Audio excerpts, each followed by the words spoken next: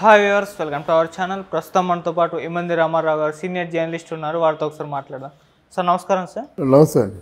Sir, TDP నేత వర్మ గారిపై దాడి జరిగింది అని చెప్పేసి వార్తలు రావడం మనం చూస్తున్నాం. దీనిపైన వర్మ గారు కూడా స్పందించారు. ఇది జన సైనికులే చేశారు అని అంటున్నారంట కదా. అసలు ఎవరు చేశారు, ఎందుకు చేశారు, మరి వర్మ గారు ఎందుకు జన సైనికులే చేశారు అని అంటున్నారు సార్? ఇంకా జన సైనికులు చేశారా లేదా అన్నది ఎంతవరకు నిర్ధారణ కాలేదు.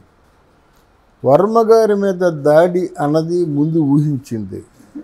ఎందుకంటే అప్పుడే దాడి చేశారు. ఎవరి మీద? సాయి ధర్మతేజ్ మీద, పవన్ కళ్యాణ్ మీద, వివిధ నాయకుల మీద కూడా దాడి చేశారు. వాళ్ళు బయటికి చెప్పుకోరు. ఏదో పవన్ కళ్యాణ్ బ్లేడ్లతో షేక్ హ్యాండ్లు ఇచ్చారని చెప్పుకున్నారు. అంతే. 2 బీరు బాటిల్స్ సాయి ధర్మతేజ్ మీద పడ్డాయని చెప్పుకున్నారు. కానీ ఇక్కడ వర్మ ఏమేంటంటే పిఠాపురంలో పవన్ కళ్యాణ్ని గెలిపించడం కోసం తన సీటు త్యాగం చేసి పవన్ కళ్యాణ్ వెంబడ తిరగడం వర్మ తాలూకు అనుచర వర్గానికి అంత ఇష్టం లేదు. అంటే తర్వాత ఏమో చెప్పినప్పుడు కూడా ఇన్నాళ్ళ బట్టి మీ అనుచరులుగా ఉంటున్నాం కదా, రేపు పొద్దున మేము కూడా జనసేనలో చేరిపోవాలి అనేటువంటి వాగ్వివాదాలు జరిగాయి. వాళ్ళు ఏదైనా దీన్ని ఆధారంగా తీసుకొని జగన్మోహన్ రెడ్డి నెక్స్ట్ రాబోయే రోజుల్లో చాలా దాడులు జరుగుతాయి. ఎందుకంటే ఆ కోపాన్ని తట్టుకోలేకపోతున్నాడు, అవమానాన్ని తట్టుకోలేకపోతున్నాడు. ఉన్న 11 మందిలో ఒక 6 జంపట్టికి ఎంతమంది ఉంటారు? 5 మంది ఉంటారు. ఈయన అసెంబ్లీకి రాడు. ఇంకా ఉన్న 2-3 కూడా ముఖం చూపించలేరు అసెంబ్లీకి వచ్చి. అంటే ఆపది ప్రతిపక్షమే లేకుండా అయిపోయే ప్రమాదం ఏర్పడింది. అది కానీ కలాపం సభలు సాగకూడదు, పాలన సాగకూడదు, మళ్ళీ దండం పెట్టి దిగిపోవాలి అని ఆయనకు ఒక సేన తయారు చేసుకుంటున్నాడు. ఇప్పుడు జనసేన ఎలాగైతే ఉందో ఆయన నెక్స్ట్ జగన్మోహన్ రెడ్డి సేన కూడా తయారు చేసుకుంటున్నాడు. అయితే ఈ జనసేన చదువుకున్న వాళ్ళు, సంస్కారులు, ఒక అధినాయకుడు చెప్పిన మాట వినేవాడు. కానీ ఆయన సేనకి చదువు సంధ్యలు అవసరం లేదు, కర్ర కత్తి పట్టుకుంటూ చాలన్నమాట. ఇట్లాంటి వార్తలు వస్తున్నాయి, ప్రస్తుతానికి వస్తున్న వార్తల్లో ఉన్నాయి. ఇది జనసేన చేసింది. వర్మ గారు ఏమంటారంటే, నా మీద హత్యా ప్రయత్నం జరిగింది, ఎవరో నాకు తెలీదు, వాళ్ళని చెప్పలేను నేను. కానీ హత్యా ప్రయత్నం కారు అద్దాలు పగలగొట్టేసి పెద్ద ఇటుకరాయిని వేశారు, నాకు పెంకులై గుచ్చుకొని గాయాలయ్యాయి, నేను చచ్చిపోతుంది నేను అని చెప్తున్నాను అనమాట. ఎవరు అంటే పాత జనసేనలో ఉన్నవాళ్ళు ఎవరు కాదు, కొత్తగా జనసేన అంటూ జాయిన్ అయ్యారు కొంతమంది దుండగులు, వాళ్ళే అని చెప్తూ మనం చూడాలి. ఎందుకంటే పోలీసులకి రిపోర్ట్ ఇచ్చాము, ఇంతవరకు కూడా పోలీసులు ఏ విధమైన యాక్షను తీసుకోలేదు. అందుకు చూడాలి, చూసిన తర్వాత చెప్తా అన్నమాట. వీటన్నిటికీ కారణం ఏంటంటే ఇక ప్రమాణ స్వీకారం జరగకముందే అల్లకల్లోలం జరుగుతుంది. ఇక్కడ ఇదంతా రాచరికపు పరిపాలన అయిపోతుందండి. లా అండ్ ఆర్డర్స్ ఏమైపోయినాయి? దొంగలు పట్టుకోండి అంతసేపా, ఓ దొంగను పట్టుకోండి అంతసేపా. కానీ అది కాకుండా ఏదో జరుగుతుంది ఇక్కడ. వాళ్ళు తెలివిగా ఏం చేస్తున్నారు? పేరుని నాని ఇప్పుడు కొడాలి నానంటాడు, అప్పుడు నీ చిరంజీవి గారిని ఏమనలేదు, ఎవరిని ఏమనలేదు అని చెప్పి బుకాయిస్తున్నాడు కొడాలి నాని. అంటే ఆ ఇంటి మీద కోడిగుడ్లతో దాడి చేసినప్పుడు ఆయనకి ఆ బాధ కలిగి చెప్పింది మాట. మరి నువ్వన్న మాటలు మర్చిపోయావా? తాట చేస్తా, మనిషిని లేపేస్తా, టచ్ చేసి చూడు అన్నాడు. ఇప్పుడు టచ్ చేయడానికి వచ్చారు, కోడిగుడ్లతో టచ్ చేస్తున్నారు. ఇంకా గట్టిగా మాట్లాడితే నువ్వు ఎక్కడ ఉండాలో అక్కడే ఉంటావు. అలాగే ఇక్కడ ఈయన పేరుని నాని ఆయనకి ఎందుకంటే ఘోరంగా నా కొడుకుని నిలబెట్టి ఊడిపోయాడు. ఇల్లు అలగ్గానే పండగ కాదు, రేపు పొద్దున ముందు ఉంది ముసళ్ళ పండగ అంటున్నాడు. ఎలాగంటే ముందు ఏం చేస్తావు కనుక, నీకే అధికారం ఉంది కనుక ప్రజల్ని రెచ్చగొట్టి గలాభా సృష్టించడం తప్ప నీకేం అధికారం లేదు కదా.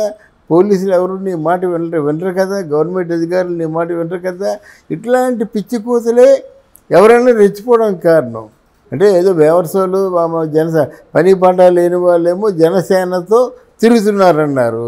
మరి ఆ మాటలు తిన్నాళ్ళు ఊరుకుంటారా? ఎవరు రా టచ్ అని చెప్పా కదా, రారా అన్నారు అందరూ. అర్థమైందా? ఒక మాట అంటే అది తప్పిపోతుందా చరిత్ర, దాన్ని తప్పించేది ఏమి లేదు.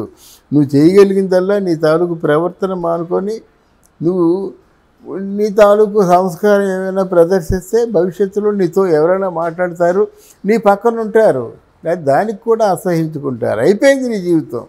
అందుకే చెప్తారు, where there is money, where there is loss of money there is no loss, where there is loss of health అంటే 50% of the life is loss, where there is character is loss అంటే everything is lost అంటారు అన్నమాట. వీళ్ళందరూ క్యారెక్టర్లు కోల్పోయిన వాళ్ళు. ఎంత దూరం వెళ్ళారంటే రోజా నా ఎడమ కాలి చిటికిన వేటి గోలు మీదగా నువ్వు గోరు మీద కూడా నువ్వు వెంటుకు పేకలేవు అని చెప్పిందంటే అది పెద్ద మాట అండి. మీలో ఎవడైనా సరే నన్ను రేప్ చేసే మగాడు ఉన్నాడంటే అది ఎంత పెద్ద మాట అండి.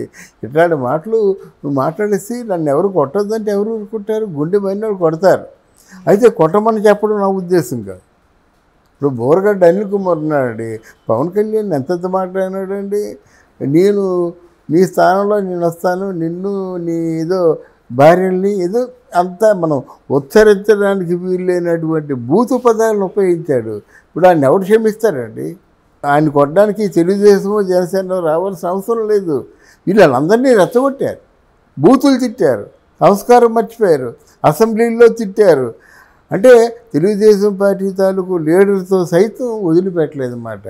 అంటే హింసించినా పర్వాలేదు కానీ మానసికంగా గాయపరిచారు.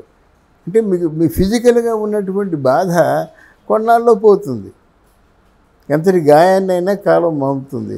కానీ ఇక్కడ ఎలా కాదు, ఇది కట్టెల్లో కట్టిగా కాలిపోయినంత వరకు భువనేశ్వరి మర్చిపోదు, చంద్రబాబు మర్చిపోరు.